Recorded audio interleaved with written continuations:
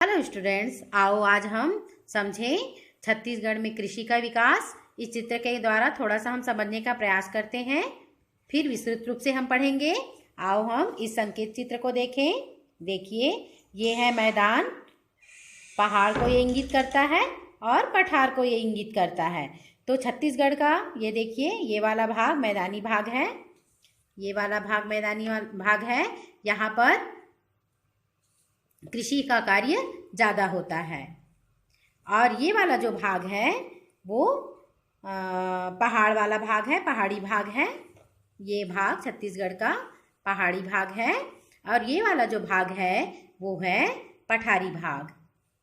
छत्तीसगढ़ का ये पठारी भाग है। ये देखिए, तो इस चित्र से हम तो ये समझ ही चुके हैं कि मैदानी भाग में कृषि की उत्पादन क्षमता ज़्यादा होती है।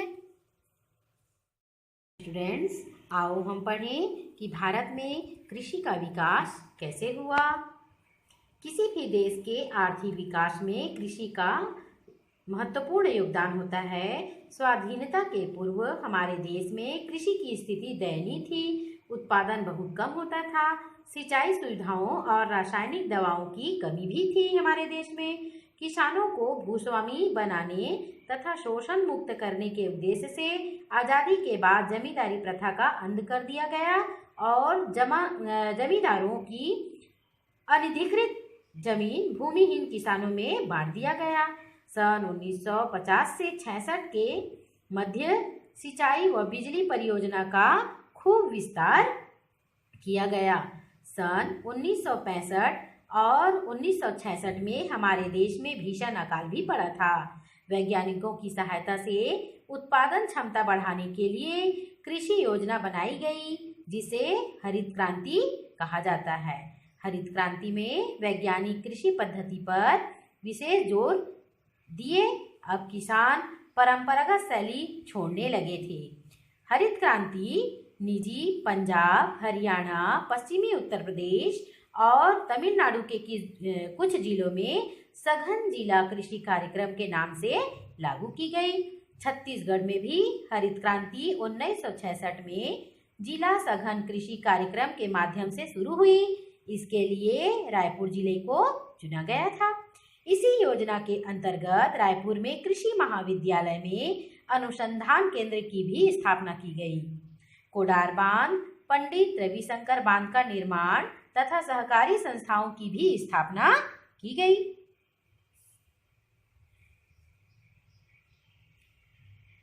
सरकार किसानों को उनके फसल का उचित मूल्य दिलाने के लिए एक निश्चित मूल्य तय करती है, जिसे समर्थन मूल्य कहा जाता है। सोसाइटी व कृषि उपज मंडी में समर्थन मूल्य पर अनाज खरीदे जाने लगे।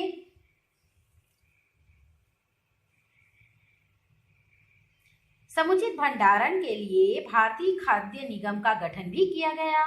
उचित मूल्य पर खाद्य सामग्री उपलब्ध करने के लिए इस उचित मूल्य की दुकानें भी खोली गई। हरित क्रांति के उत्पादन में वृद्धि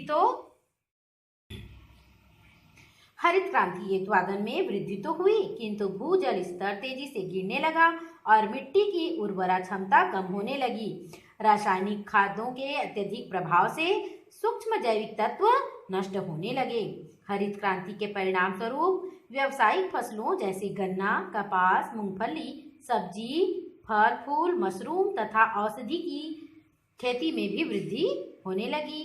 कुएं, नलकूप, लिफ्ट इरिगेशन, तालाब निर्माण और जल संरक्षण के महत्वपूर्ण विकल्पों के द्वारा पानी की मात्रा को पूरा किया जाने लगा।